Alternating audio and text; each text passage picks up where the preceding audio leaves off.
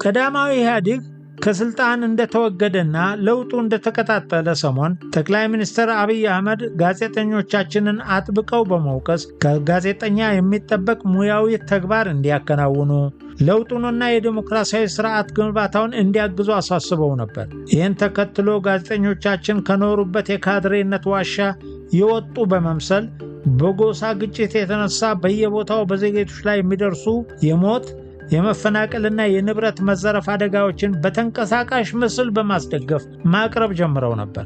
ኢሳትንና የአሜሪካ ድምፅን አስንቀው በየማህበራዊ ሚዲያው አድናቆትን ማትረፍም ጀምረው ነበር። ሳምንት አልቆየም።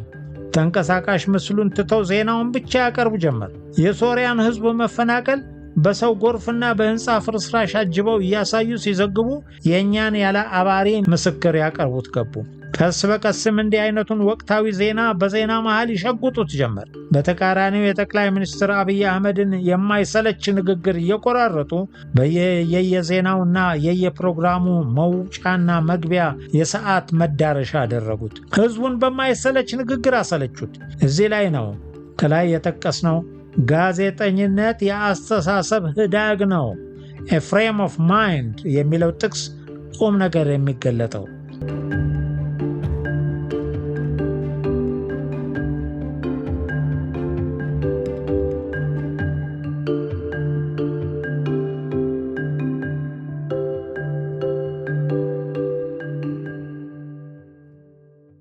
ምን አይነት ጋዜጠኝነት? Journalism is an activity.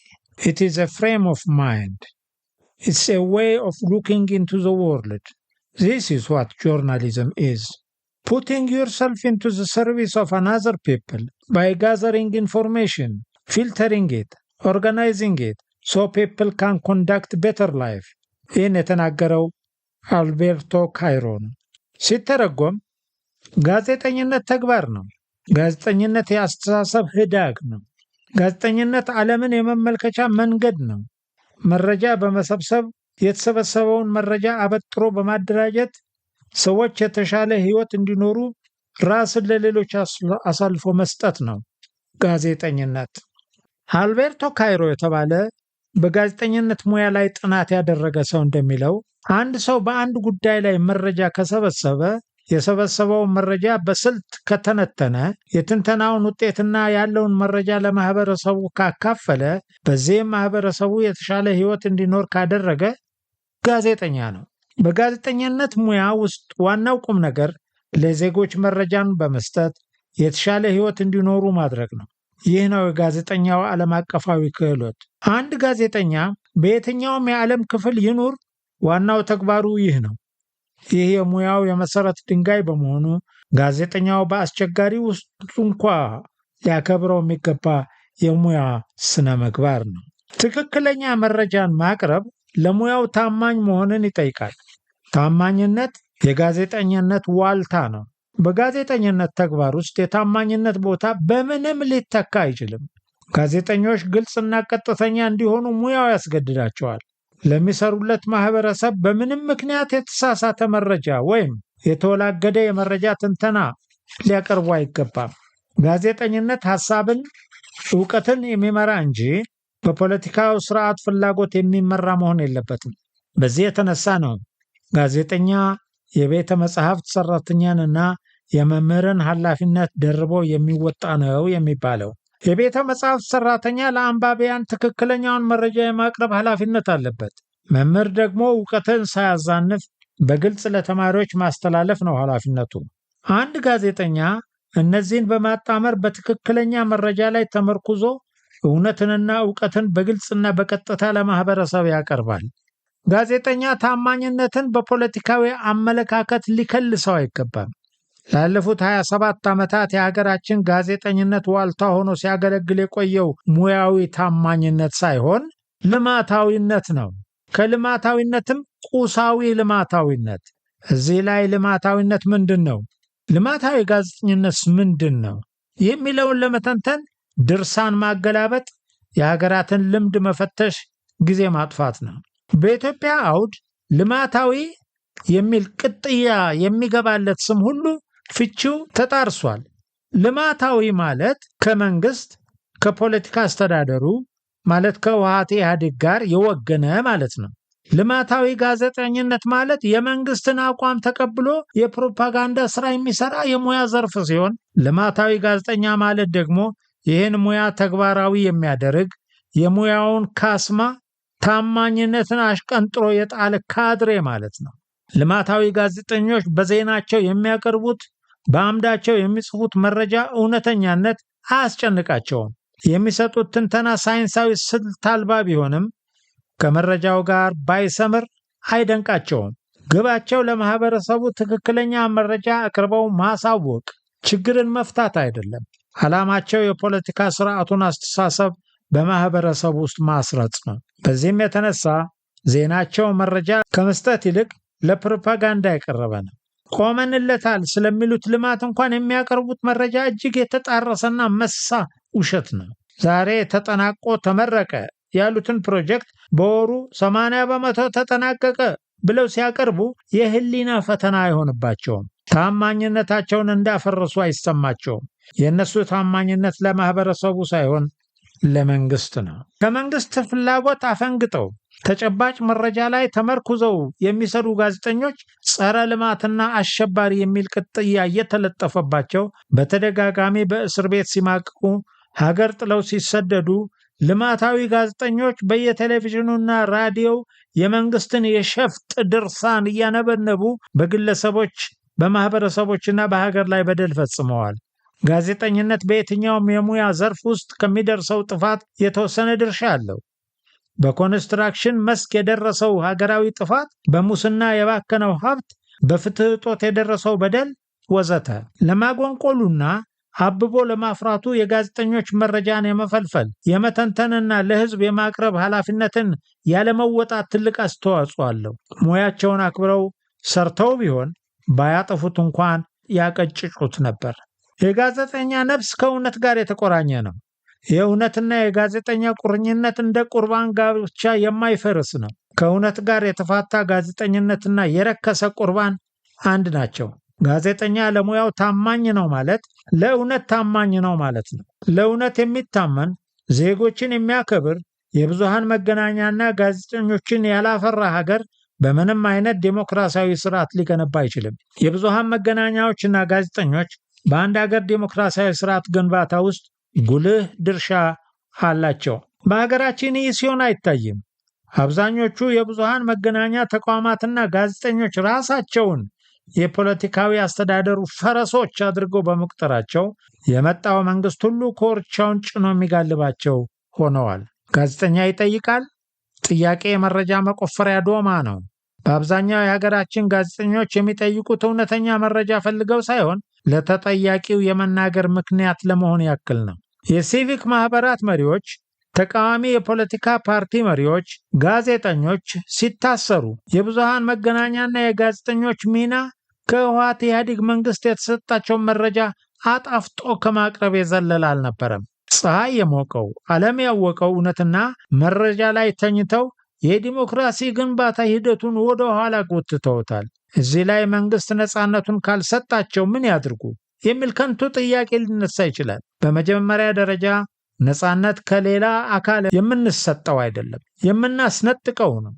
የተወለድነው ነፃነታችን ነው። የእድር ጉልበተኛና አምባገነን መንግስታት ጡንቻ እስኪያፈረጥሙ ጠበንጃ እስኪደግኑ ድረስ ነፃነታችን አብሮን ነው። መንግስት ሰዓት እላፊ እስኪያውጅ ድረስ ሌሊቱን ስንዞር የማደር ነፃነታችን አብሮን ነው። ሰዓት እላፊው ሲታወጅ ሌሊት 9 ሰዓት ወደ ደብረ ሄደን ማስቀደስ፣ ወደ መስጊድ ሄደን ሶላት የመስገድ ነፃነታችን ይገፈፋል።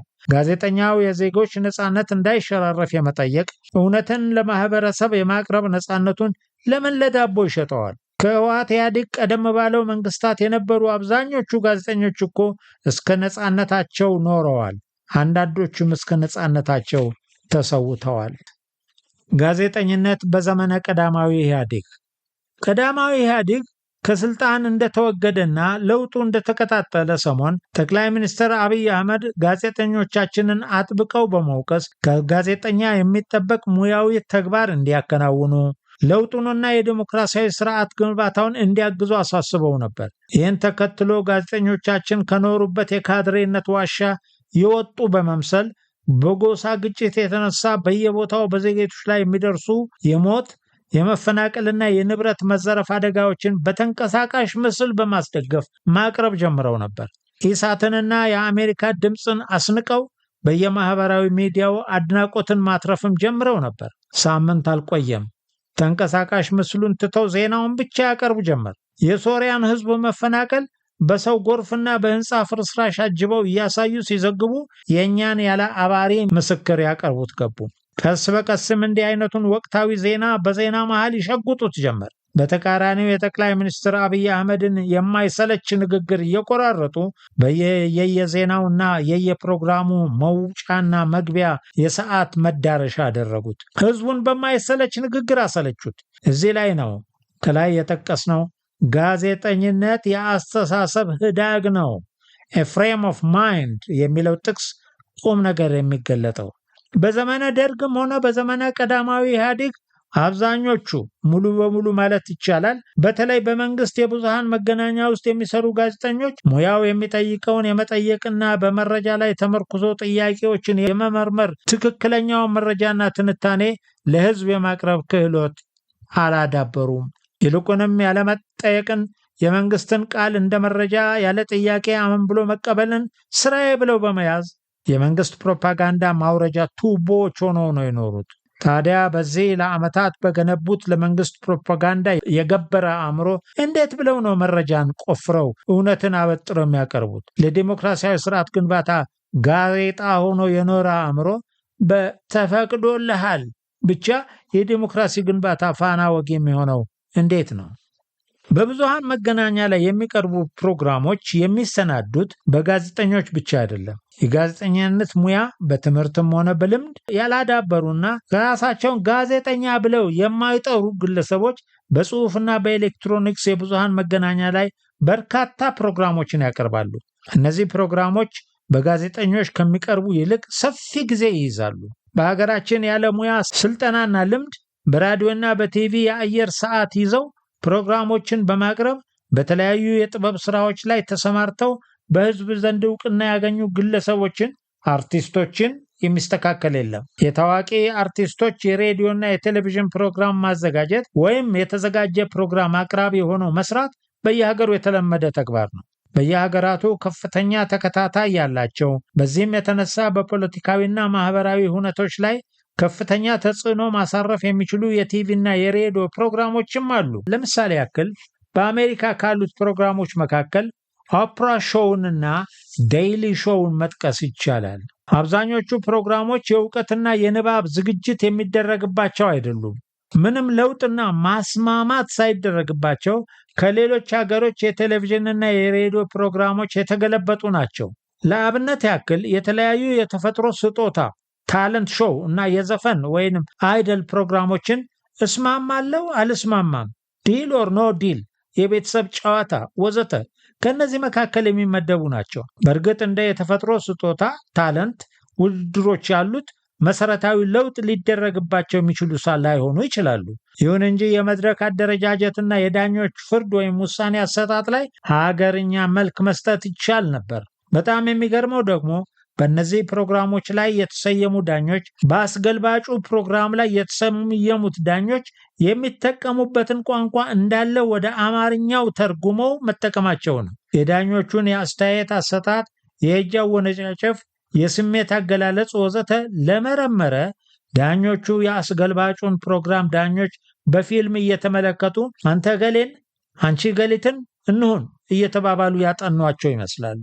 አዘጋጆች ለጋበዟቸው እንግዶች የሚያቀርቧቸው ጥያቄዎች ተመሳሳይና ድግግሞሽ ያመነቸካቸው ናቸው። የጋበዘው ድምፃዊም ይሁን ፖለቲከኛ ወይም ሳይንቲስት እስቲ ያስተዳደግህን ንገረን ብሎ ጀምሮ በዚህ ሙያ ለመሰማራት ያነሳሳ ምንድን ነው በሚለው አዝግሞ ቀርቷል የምትለው ወይም ማስተላለፍ የምትፈልገው መልእክት ካለ ብሎ ይጨርሳል። በዚህም የተነሳ የየፕሮግራሙ ተከታታዮች ከእንግዶቹ ማግኘት ይችሉ የነበረውን ዕውቀትና ልምድ አያገኙ።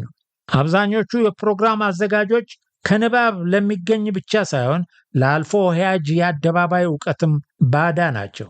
መሰረተ ደፋርን እንግዳ አድርጎ የግማሽ ማራቶን ክብረ ወሰንን የሰበርሽው ስቶክሆልም ነው ኦስሎ ብሎ የሚጠይቅ የፕሮግራም አቅራቢ ሲያጋጥም ተመልካችን ያሸማቅቃል። የአንድ አንጋፋ ገጣሚ ስራ አንስቶ መነባንብ ይዞ የቀረበን ተወዳዳሪ ከወቅቱ ጋር የሚሄድ ጥሩ ግጥም ነው ያዘጋጀው፣ ትወናውም ተሳክቶልሃል ብሎ ከመቀመጫው ተነስቶ የሚያጨበጭብ ዳኛ ስንመለከት ስነ ጥበብን ሊዳኝ የመጣው ሰው በስነ ጥበብ ሰፈር አልፎ የማያውቅ ባይተዋር በመሆኑ እንገረማለን። አብዛኞቹ አዘጋጆች ስለሚያቀርቡት ጉዳይ ወይም እንግዳ ቀድመው ጠይቀውና አንብበው ወይም መረጃ ሰብስበው አይመጡም። ከእንግዶቻቸው ጋር አብረው ስቱዲዮ ገብተው አብረው የሚወጡ ናቸው። 9 መጽሐፍት የጻፈ ደራሲ ጋብዞ ወደ 3 የሚጠጉ መጽሐፍትን እንደጻፍክ ገምታለሁ፣ ለመሆኑ ስንት መጽሐፍ ጽፈሃል ብሎ የጠየቀ የሬዲዮ ፕሮግራም አዘጋጅ ለዚህ ጥሩ ምሳሌ ነው። ሌላው የእነዚህ የፕሮግራም አዘጋጆችና አቅራቢዎች መለያ ድፍረት ነው። ታዋቂነታቸው ካለማወቃቸው ጋር ተዳምሮ ወሰን አልባ ድፍረት አሸክሟቸዋል። ስለ ማንኛውም ጉዳይ ያለ ገደብ ትንታኔ ይሰጣሉ። ስለ ልጅ አስተዳደግ፣ ሀገሪቱ ስለገባችበት ፖለቲካዊ ቀውስ፣ ስለ ሰሜን ኮሪያና አሜሪካ የኒውክሌር ፍጥጫ ወዘተ ትንታኔ ሲሰጡ ላዳመጠ ግዳይ ጥለው የሚፎክሩ እንጂ ጥናት ስለሚጠይቅ ረቂቅ ጽንሰ ሐሳብ የሚናገሩ አይመስሉም። በዚያ ላይ የሚጠቀሙበት ቋንቋ ለመሻታ ቤት ወግ እንጂ ለራዲዮና ቲቪ ፕሮግራም ሊውል የሚገባው አይደለም። የቁልምጫ ስም የሌለው አዘጋጅ የለም። ሃኔ፣ አብርሽ፣ ጌትሽ፣ ሄኔ፣ ዮኔ፣ አንድዬ አይጣል ነው። የኢትዮጵያ አንደር 20 ናሽናል ቲም ከኬንያ አቻው ጋር ብሎ የሚናገር የስፖርት ተንታኝ ከአርበኞች ቢልዲንግ ወረድ ብሎ ወደ ፒያሳ በሚወስደው ሮድ ኮርነሩ ላይ ብሎ የሚናገር የሬዲዮ ፕሮግራም አዘጋጅ የሚገኘው በእነዚህ ፕሮግራሞች ላይ ብቻ ይመስለኛል። የሚሰጡትን ዕውቀት አልባ ትንታኔ፣ የሚናገሩትን ጸያፍ ቋንቋ በሚሊዮን የሚቆጠር ዜጋ እንደሚያዳምጠውና እንደሚመለከተው ውልብ አይልላቸውም፣ ኃላፊነት አይሰማቸውም።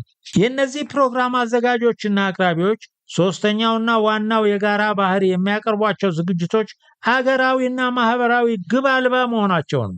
ማንኛውም እቅድ ወደ ተግባር ተለውጦ የሚደርስበት ግብ አለው። ይህንን የሬዲዮ ፕሮግራም ካዳመጡ፣ ይህን የቴሌቪዥን ፕሮግራም ከተመለከቱ፣ ይህንን ጽሑፍ ካነበቡ በኋላ ወዘተ ተደራሲያን የሚያገኙት ጥቅም ምንድነው? የሚያሳድርባቸው የአስተሳሰብና የአሰራር ለውጥ አለ ወይ? ዝግጅቱ ከሌሎች መሰል ዝግጅቶች ይዘት ጋር አምሮ ሰምሮ ማህበረ ባህላዊ እሴቶችን ማጎልበትና የተሻለ ግለሰባዊ ኑሮ፣ የተሻለ ሀገር፣ የተሻለ የፖለቲካ ስርዓት ወዘተ ለመገንባት ያግዛል ወይ? እነዚህን የመሳሰሉ ጥያቄዎች ሊመለሱ የሚችሉት ለፕሮግራሙ ከተቀመጠው ግብ መሳካት ወይም አለመሳካት አንጻር ነው። እዚህ ላይ አንድ የብዙሃን መገናኛ ዝግጅት የግድ አስተማሪ ወይም የሥነ ምግባር ሰባኪ መሆን አለበት ማለት አይደለም። ማዝናናትና ማስደሰትም የዝግጅቶች ግብ ሆኖ ሊቀመጥ ይችላል። ይህም ሲሆን ግን መደረግ የሚገባቸውን ጥንቃቄዎች በርካታ ናቸው። ማዝናናትና ማስደሰት በማሳቅ መበየን የለበትም። አብዛኞቹ የመዝናኛ ፕሮግራሞችን ግን ማሳቅን ግብ በማድረግ ለማሳቅ በሚያደርጉት መቧቸር የማህበረሰቡን ማህበረ ባህላዊ እሴት ይንዳሉ። አንድ የሬዲዮ ወይም የቲቪ ፕሮግራም ግቡ ማዝናናት እንኳን ቢሆን ለማዝናናት የሚቀርበው ጉዳይ የሚያነሳቸው ነጥቦች በእግረ መንገድ የሚያስተምሩና የሚያሳውቁት ጉዳይ መኖሩ አይቀርም። የቋንቋ አጠቃቀም ተያይዞ የሚነሳው ማህበራዊና ባህላዊ እሴት ወዘተ። ለምሳሌ ያክል ፕራንክ የተባለውን የተኮረጀ ዝግጅት እንመልከት። ፕሮግራሙ በማህበረሰባዊ እሴቶቻቸው ከኛ ማህበረሰብ የተለዩ ለስነ ጥበብና ለፈጠራ ከፍተኛ ዋጋ በሚሰጡ የመዝናኛ ኢንዱስትሪው እድገት ማህበረሰቡን ከሚቆጣጠርበት ደረጃ በደረሰበት ሀገር ውስጥ በሚኖሩ ህዝቦች ዘንድ ተወዳጅ ነው። በእነዚህ ሀገራት በአጋጣሚ ያስለቀስከው መንገደኛ ካሜራ እያሳየ ፕራንክ ስትለው እንባውን እየጠረገ በሳቅ ይፈርሳል፣ ያቅፋል። ይህ ፕሮግራም ኢትዮጵያ ውስጥ በመሰረታዊ ቁሳዊ ፍላጎቱ አለመሟላት አንጎሉ በዞረ መንገደኛ ላይ ተግባራዊ ለማድረግ መሞከር ማህበረሰቡን ካለማወቅ የሚመጣ ነው። የሀገራችን የሬዲዮና የቲቪ ዝግጅቶች በአብዛኛው የስፖርትና የመዝናኛ ናቸው። ከነዚህ መካከል ተደራሲያቸውን ማዕከል አድርገው ተገቢ ግብ ነድፈው የሚሰሩ ቢኖሩም የአብዛኞቹ ትኩረት የተጠማ ጆሮንና አይን ማርኮ ስፖንሰር ማግኘት ነው። የመዝናኛ ፕሮግራሞቹ ከፈረንጅ ፕሮግራሞች እንደመገልበጣቸው የስፖርት ፕሮግራሞቹ ደግሞ ከኢንተርኔት ተቃርመው የተተረጎሙ ናቸው። እዚህ ላይ ይህ መነሳቱ የዘመን ትሩፋት የሆነውን ኢንተርኔት የመረጃ ምንጭን ለመኮነን አይደለም። ከኢንተርኔት የተገኘ የባለሙያ ትንተና በቋንቋ እጥረት ቀጭጮ እና ተጣሞ እየተተረጎመ ሙያዊ ስፖርታዊ ትንተና እየተባለ መቅረቡ አግባብ አለመሆኑን ለመጠቆም ነው። የስፖርት ፕሮግራም አዘጋጆችን ሐዋሳ ወይም ባህር ዳር ስታዲየም የተደረገን የኢትዮጵያ ብሔራዊ ቡድንና የሌላ ሀገር ብሔራዊ ቡድን ጨዋታ ትንተና በ5 ደቂቃ ጥድፊያ ቋጭተው የእንግሊዝን ፕሪሚየር ሊግ እና የስፔን ላሊጋ ጨዋታ ላይ ለ1 ሰዓት የሚያድበሰብሰዋቸው ኢንተርኔት ነው። ከቢቢሲ ስፖርት ድረ-ገጽ ላይ ያነበበውን ነው ጨዋታውን እንደተመለከትኩት እያለ የራሱ ትንታኔ በማስመሰል የሚያቀርብ የስፖርት ፕሮግራም አዘጋጅ ሞልቷል። በመሰረቱ የብዙሃን መገናኛ ፕሮግራሞች በአንድ ሀገርና ማህበረሰብ ቀረጻ ላይ የሚያሳድሩት ተጽዕኖ እጅግ ከፍተኛ ነው።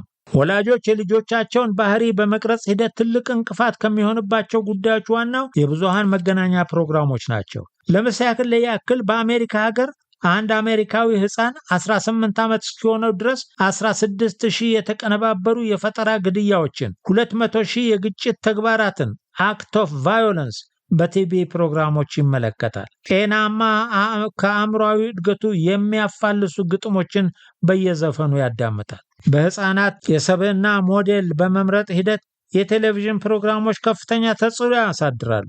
የብዙሃን መገናኛ ፕሮግራሞች ከሚያተኩሩባቸው የሙያ መስኮች ወይም ጉዳዮች የተለዩ መሆናቸው የሕፃናቱን የምርጫ ግብዓት ያበረክትላቸዋል። ከዚህ አንጻር የሀገራችን ፕሮግራሞች ትኩረት ተመሳሳይ በመሆኑ ለሕፃናቱ እምብዛም ምርጫ አይሰጡም። የተወሰኑት ፕሮግራሞች በተለያዩ ጉዳዮች ላይ የሚያተኩሩ ቢሆኑም እንኳን የሚያቀርቧቸው እንግዶችና የሚጠቀሙበት የመረጃ ምንጭ ተመሳሳይ ነው። የታለንትና የአይዶል ዝግጅቶች ዳኞች አርቲስቶች ናቸው።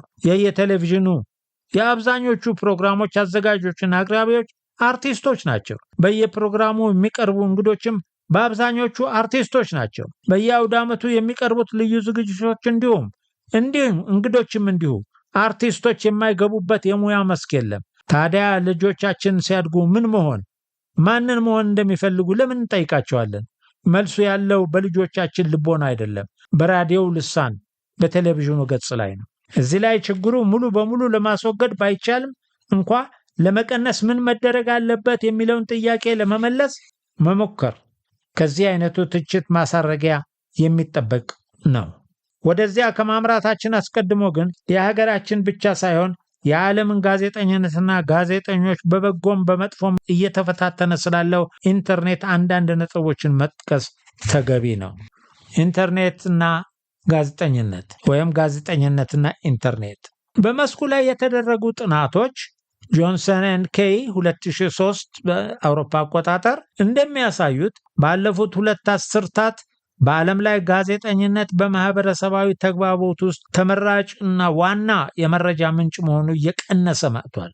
በኢንተርኔት መስፋፋት የተነሳ ቀድሞ በጥቂት ትልልቅ ኩባንያዎች ባለቤትነት በተያዙ የብዙሃን መገናኛዎች ቁጥጥር የነበረው መረጃ በትንንሽ ቡድኖች፣ ተቋማትና በግለሰቦች መሰራጨት ጀምሯል። ኢንተርኔት መረጃና ተግባቦት ከጋዜጠኝነት ሙያ ብቸኛ ተቆጣጣሪነት እንዲላቀቅ አድርጓል። የኢንተርኔት ተደራሽነት በዓለማችን ላይ እያደገ መምጣቱ በመረጃ ስርጭትና በማህበረሰባዊ የተግባቦት ሂደት ውስጥ የራሱ የሆነ ትሩፋትና አደጋ አስከትሏል። የኢንተርኔት መስፋፋት የመጀመሪያው ጥቅም መረጃንና ማህበረሰባዊ ተግባቦትን ከአንድ ሙያ ወይም ጋዜጠኝነት ቁጥጥር ስር በማላቀቁ ነው። በዚህም የተነሳ የመረጃ ሰጪና የመረጃ ተቀባይ ማህበረሰባዊ ተሳትፎ እጅግ አድጓል። መረጃዎች በጋዜጠኞች እየተሰበሰቡና እየተመረመሩ በትልልቅ የብዙሃን መገናኛ ኩባንያዎች አማካይነት የሚሰራጩበት ሂደት እየቀነሰ መጥቷል። መረጃ በግለሰቦች፣ በሰብአዊ መብት ተሟጋቾች፣ በፖለቲከኞች ወዘተ በቀጥታ ከምንጩ ለማህበረሰባዊ ተግባቦት ይውላል። ይህም በተራው የቡድኖችን እና ግለሰቦችን ፖለቲካዊ ተጽዕኖ ከፍ አድርጓል። ያለ ጥያቄ ተቀባይነት ይዞ ከተንሰራፋው ማህበረሰባዊ አመለካከት የተለዩና የሚቃረኑ ግለሰባዊና ቡድናዊ አመለካከቶችና በቀላሉ ለተደራሲው ይደርሳሉ። ጨቋኝና አምባገነን መንግስታት መረጃን በማፈንና በመፈብረክ በብዙሃን መገናኛዎች አማካይነት የማህበራዊ ተግባቦትን በመቆጣጠር ለረጅም ጊዜ ህዝባቸውን ረግጠው የሚገዙበት ዘመን እያበቃ ነው። ህዝባዊ እምቢታን ወደ አመጽ አሳድጎ አብዮት ለማቀጣጠል የኢንተርኔት መስፋፋት ሁኔታዎችን አመቻችቷል። በሀገራችን እየተካሄደ ያለው ለውጥ ከላይ ለተጠቀሰው ነጥብ ተጨባጭ ምሳሌ ነው። በተለይ ከ2008 ዓ.ም ጀምሮ ለውጡ እውን እስከሆነበት እስከ 2010 መገባደጃ ድረስ ያለው የለውጥ እንቅስቃሴ ያለ ኢንተርኔት ወይም ፌስቡክ ከቶውንም በዚህ ፍጥነት ሊመጣ አይችልም ነበር። የኦሮሞ ህዝብ ትግልና የቄሮ የተደራጀና የተቀናጀ አመጽ አሜሪካ በተቀመጠ አንድ የሰብአዊ መብት ተሟጋች የተመራው በኢንተርኔት ተደራሽነት መስፋፋት የተነሳ ነው። የመንግስት የብዙሃን መገናኛዎች ፈጽሞ የማይዘግቧቸው በተለያዩ የሀገሪቱ ክፍሎች የሚካሄዱ አመጾች በፎቶግራፍና በተንቀሳቃሽ ምስል ታጅቦ በሰዓታት ውስጥ ዓለምን ያዳርሱ የነበረው በኢንተርኔት አማካይነት ነው። የህወሓት ኢህአዴግ መንግስት አመጽ በሚካሄድባቸው አካባቢዎች የኢንተርኔት አገልግሎት በማቋረጥ የመረጃን ስርጭት ለመቆጣጠርና ማህበራዊ ተግባቦትን ለመገደብ ቢሞክርም አልተሳካለትም። የኢንተርኔት አገልግሎት ከተቋረጠባቸው አካባቢዎች መረጃዎችን በፎቶግራፍና በተንቀሳቃሽ ምስል በመያዝና በመቶ የሚቆጠሩ ኪሎሜትሮችን በመጓዝ የኢንተርኔት አገልግሎት ካልተቋረጠባቸው አካባቢዎች መረጃዎቹ ይሰራጩ ነበር። በመሆኑም ኢንተርኔት ላይ ሀገራችን ላለችበት የለውጥ ሂደት ያበረከተው አዎንታዊ ተጽዕኖ ከፍተኛ ነው። ኢንተርኔት እያሳደረ ያለው ተጽዕኖ በጎ ብቻም አይደለም።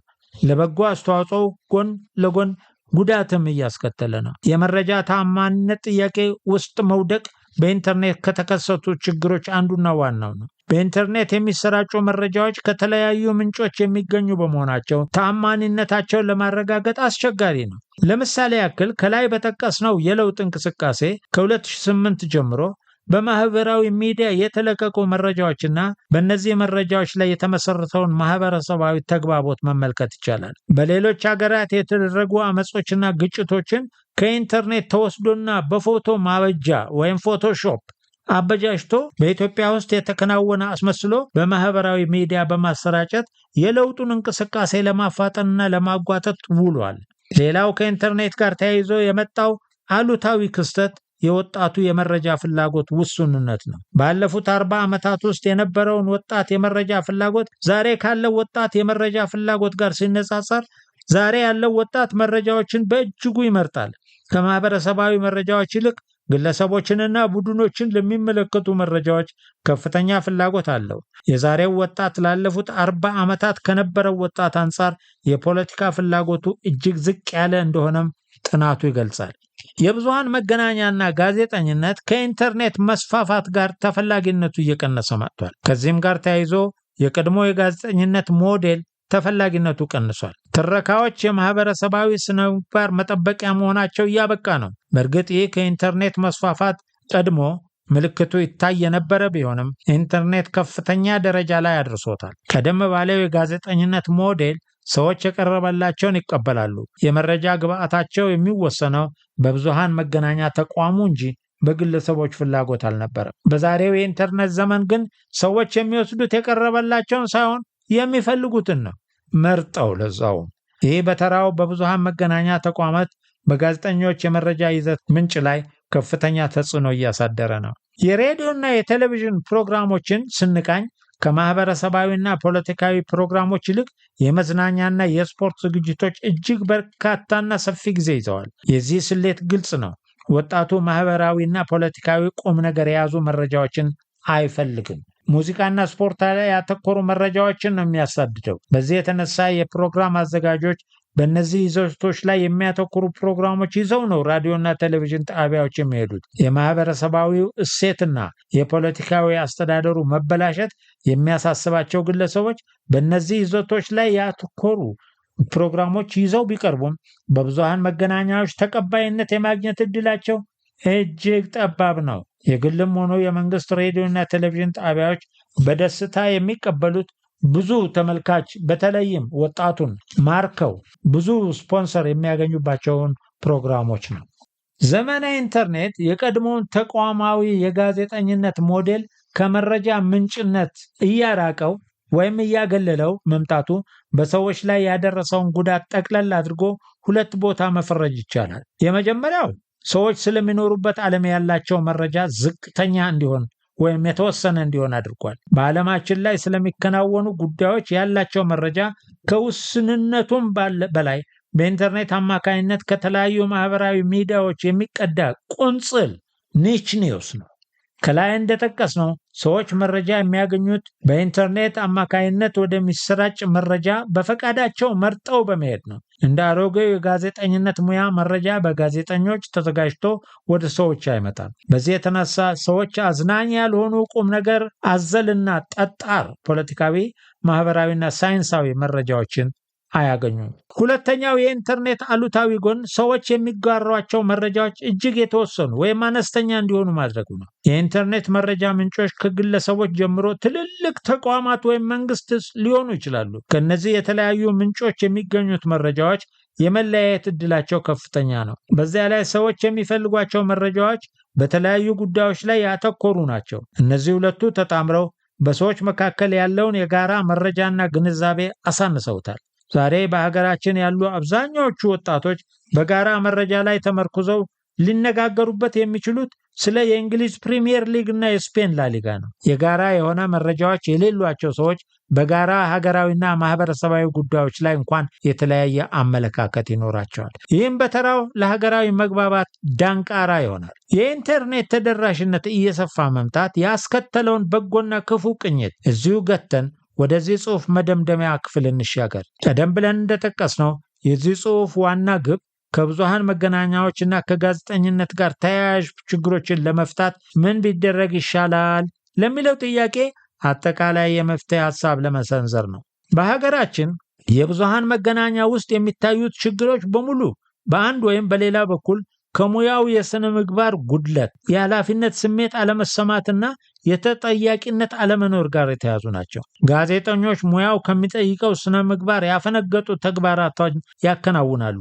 ጋዜጠኞቹም ሆኑ የብዙሃን መገናኛ ተቋማት በሚያሰራጯቸው ይዘቶች የኃላፊነት ስሜት አይሰማቸውም። የሙያውን ስነ ምግባር አለመጠበቅና የኃላፊነት ስሜት መንጠፍ ዛሬ ከደረሱበት ከፍተኛ ደረጃ ላይ እንዲደርሱ ደግሞ የተጠያቂነት አለመኖር ዋናው ምክንያት ነው። በሰለጠነው ዓለም ጋዜጠኞችና የብዙሃን መገናኛ ተቋማት የሚጠበቅባቸውን ተግባር መወጣታቸውን የመቆጣጠሪያ መንገድ አለ።